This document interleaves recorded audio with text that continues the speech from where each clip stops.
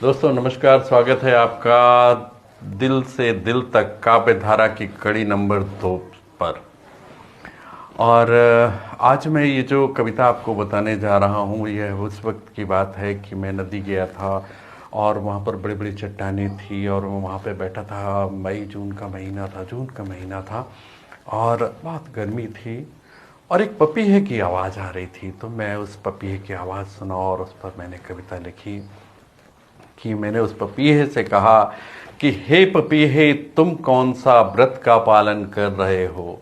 हे पपीहे, तुम कौन सा व्रत का पालन कर रहे हो।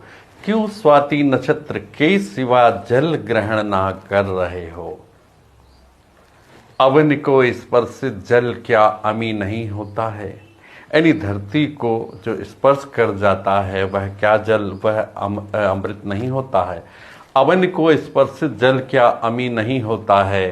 तुम नक्षत्र जल क्यों ऊपर से ग्रहण कर रहे हो। हे पपीहे, तुम कौन सा व्रत का पालन कर रहे हो। क्यों स्वाति नक्षत्र के सिवा जल ग्रहण ना कर रहे हो। कौन सा यह राज है, कौन सा यह राज है, यूं बैठे क्या विचर रहे हो। और स्वाति जल की प्रतीक्षा में कष्ट इतना क्यों सह रहे हो।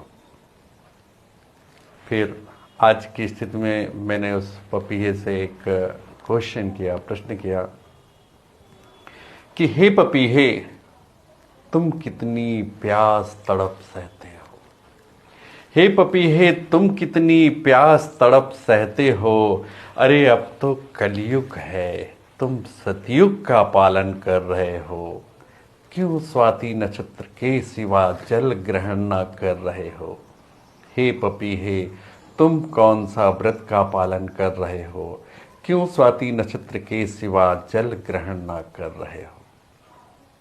मुझे उम्मीद है आपको मेरी ये कविता अच्छी लगी होगी, और अगर अच्छी लगी हो तो मेरे चैनल को सब्सक्राइब करिएगा और लाइक कमेंट्स करिएगा, अपने सुझाव अवश्य दीजिएगा। फिर मिलते हैं फिर किसी नई कविता के साथ।